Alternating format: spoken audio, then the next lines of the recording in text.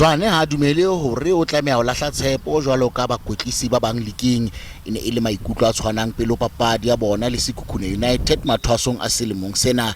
Ka nako eo o ne a dumela hore bompudi ba lliki bo tla lwanelwa ho fihlela pheletsong ka morao lahlelwa ke dintlha tse tsheletseng dipapading tse pedi tse fetileng.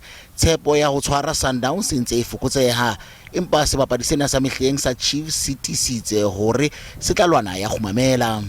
There is no way I can be the head coach of Kaizer Chiefs and then and give up. And then what do I want? Why do I want to be the head coach of Kaizer Chiefs when I give up so easily? I can't do that.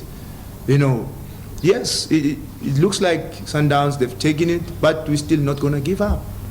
Because this is football. Mohlomong ke maikutlo ao a wa hlokang ho kgutlisetsa sehlopha sa hae mekgweng ya ho hlola.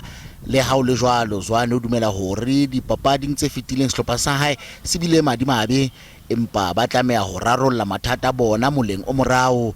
Chiefs e se hlajwe dintlha tse 20 tse pedi ho feta tse 18 tse ba di hlabileng. The focus is not on Sundowns with us. The focus is on us because we've been making mistakes that have been costly, and we're trying to work on that. We're trying to improve on that, and going forward, we know we can score at any given time. Chiefs tla matlafatswa ke ho khutla Kigentoli le Sefiso Hlanti bao ka bobedi ba fositseng papadi e fetileng kgahlanong le Amazulu. Dole o ne a tswile kotsi ha Hlanti a na betswe ka thoko nakwana. Le bang SABC News, Johannesburg.